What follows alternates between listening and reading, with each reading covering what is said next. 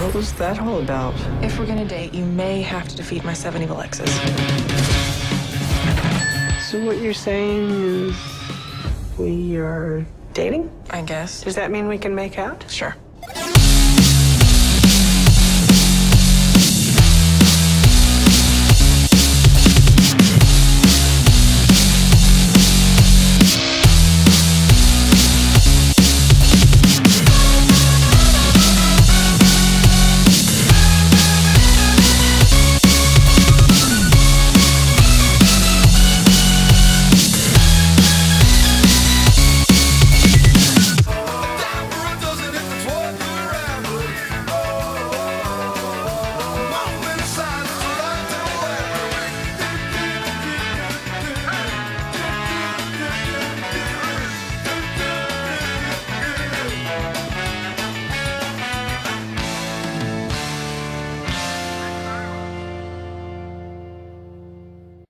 Broham the Wise here, /Jeff, and I'm giving you a video game review today. The video game I'm reviewing is a downloadable game for the Xbox Live Arcade called Scott Pilgrim vs. the World. I'm assuming most of you have seen the movie with Michael Cera, and that's actually a pretty good movie. The game actually sticks more closely to the comic books, which the movie is based off of. And I gotta tell you, as a fan of the comics and of the movies, this game is just, it's fantastic. It's so much fun. There's hidden goodies all over the place for the comic book fans. Like you can see, like NPCs are in the background. They're all different characters from the comics that you don't actually see in the movie. So if you read the comic, it's like a bit of an extra jolt just for you. The gameplay itself is actually a lot of fun. You get to just, it's a lot like a, I hear it's a lot like River City Ransom, but I kind of compare it to more of a, well, Teenage Mutant Ninja Turtles, because it's the only brawler I've ever actually played. It's a fun game though. It's fun. It's frantic. It's if you have someone there playing beside you in co-op mode, it's so much more fun actually. I was playing it by myself, and then my buddy Alex came over, and we played it together, and we had a blast playing it. The only thing about it is it can be really, really hard if you don't know what you're doing. I don't mean like you don't know the punch or the kick button or whatever. I mean if you don't know where to go to find the right items. Because I discovered after my buddy Alex left where to buy an item to upgrade my stats, and then the game became really easy. It was still a lot of fun. It was just really easy. But yeah, that's really my only complaint for it. Everything else about the game is just retarded fun. It's just an absolute blast to play. Actually, while I'm here, I'm just going to review the comic books as well for Scott Pilgrim, because, no, I've only got 2 minutes on here. Let's throw some more on.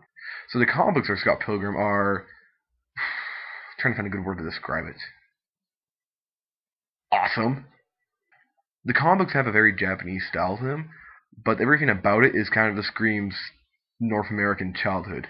The comic book perfectly heralds to like my age, like 18 to 25, because we grew up with Super Nintendo and Sega and like all those systems, and those games, those comic books just look and feel almost exactly like one of those video games, and they pay homage to those games all the time.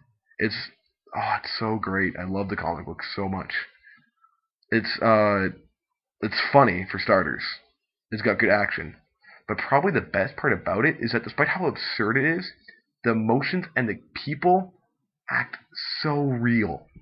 The dialogue between characters is so realistic. Like I feel when I'm reading it, I feel like I'm reading one of the conversations I've had with one of my friends. It's unreal. It's so cool. It's an absolutely fantastic book series. I highly recommend reading it. You will, if you don't love it, there is something wrong with you. Like, seriously. Something's very wrong with you.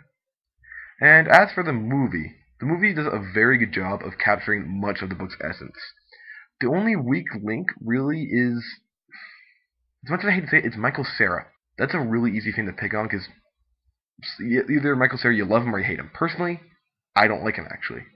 Because with Michael Cera, he got stuck playing the same character for about 5 years, and I got really sick of it. But in Scott Pilgrim, he plays someone different. He plays an absolute idiot, and he actually does a really good job, and I like Michael Cera in that movie. The problem is he does not capture Scott.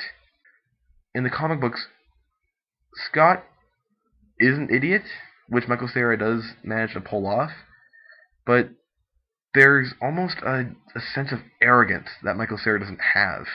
Michael Cera doesn't probably channel the feigned innocence, because Scott in the books thinks he's innocent of everything, but he's really not. In the movie, Michael Cera is arrogant of his stupidity and what he's doing wrong, but it doesn't come across right. He lacks the emotion in his face that makes him appear arrogant. He just kind of is arrogant. It's really hard to explain. But if you read the books and you see the movie, you know what I mean. Other than that, the movie it's fantastic. It does a great job of capturing all the other characters. Like, all the other characters are portrayed perfectly. Well, except for a few of the evil exes. That's because they didn't have enough time to get into them.